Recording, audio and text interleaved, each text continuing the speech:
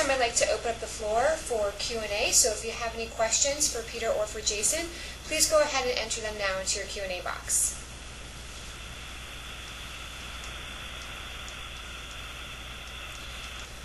We'll give you guys a couple minutes to type anything if you guys have anything, and if not, we absolutely will have a recorded version available. Right, we will have a recorded version available, and as soon as it is available, we will be sending you an email. If you have no questions at this time, maybe you think of something later that you wanted to ask Peter or Jason, feel free to get in contact with Peter at 650-631-3694, or he can be emailed directly at pcohen@secondderivative.com.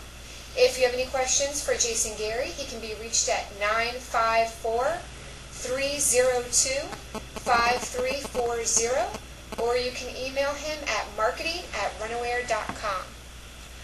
That was it. That concludes our webcast for today, and I thank you all for attending. I think we do. Looks like. Oh wait, we have a couple more. Oh, I'm sorry. Let me apologize. Let's see. We do have a question here. Does the second derivative hold workshops that individuals can sign up? That goes to you, Peter. So the answer is absolutely. That is the core of our business. Our focused workshops for B2B software organizations in particular who want to improve the success rates of their demos. And for the person that offered that question, be happy to get into contact with you afterwards. It looks like we have a couple others on the method. Go ahead. Okay, so them come in. We have another question. What do you do when one person has a question and you're not sure whether anyone else cares about the answer? That is what is referred to as a terrific question. In fact, there are three types of questions you might typically get in a otherwise well-organized and prepared demo or presentation for that matter. There are great questions which move things in the direction you want them to go, and you answer those questions right away. And then there are good questions which you need to answer, but the guidance here is to queue them up and save them till later.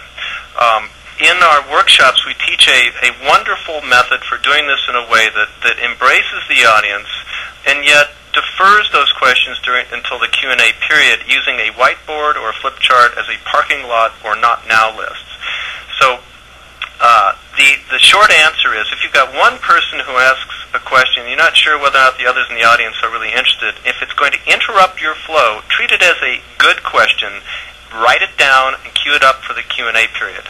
I hope that answers that sufficiently. Okay. Peter, Greg has another question for you.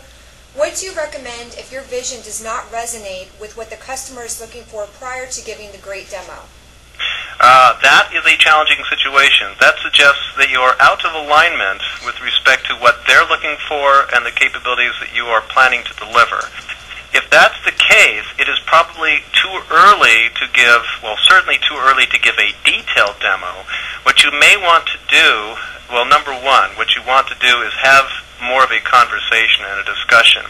If that discussion moves in a direction where you can begin to give some examples of what that vision looks like, then you could contemplate doing what is known as a vision generation demo, which is just an appetizer, it's just a brief, almost a tantalizing example of what kinds of deliverables and results can be accomplished. But fundamentally, don't start moving your mouse if you are out of alignment with what the customer is expecting to see or your understanding of their situation. Hope that helps. Okay, it looks like we have one more question. Let's see. I'm trying to get some clarification on it. What was the third type of question? I just read that, that's why I was laughing. Thank you, Keith. The first type of question are great questions, which you answer right away. The second type of questions are good questions, which you queue up for later. The third type are questions that come from truly stupid people or hostiles. We refer to them collectively as stupid questions.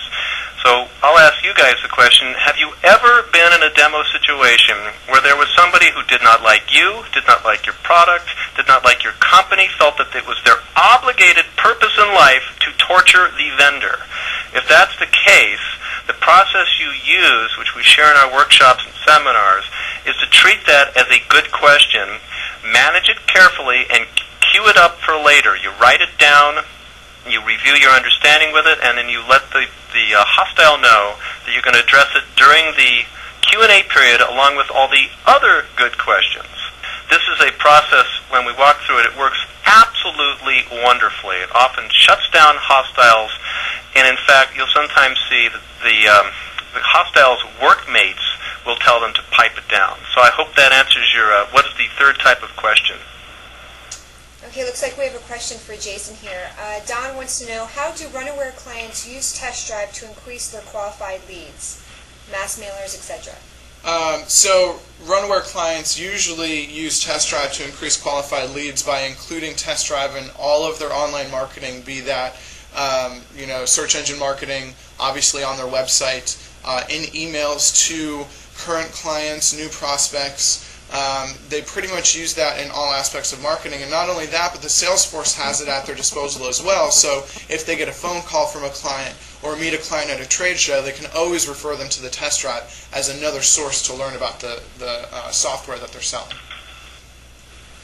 Okay, do we have any other questions? Give everybody a minute.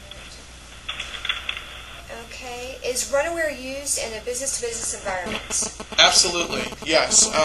As we all know, I think businesses are probably one of the most time-sensitive, even more than consumers, and it's hard to keep their attention.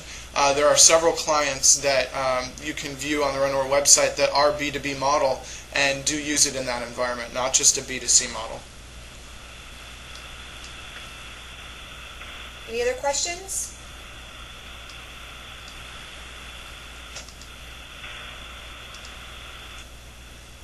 How about a traditional demo? Do they use the Runaware, the TestDrive in a traditional demo? You can as well.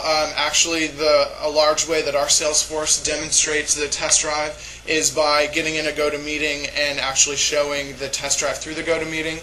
It's another way to have that software accessible and not necessarily installed on your particular PC or laptop, especially when you're traveling. It's very easy. You have a web connection, and you can get online and immediately connect to that software. And with the sample data and potentially tutorials in there, you have all the sales tools that you need to explain what you're trying to do or sell to that prospect. I hope that clarifies or answers the questions that Keith had. Okay.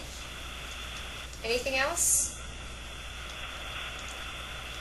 Okay, well, it looks like that's it for questions today, and I would like to conclude our webcast, and thank you all for attending.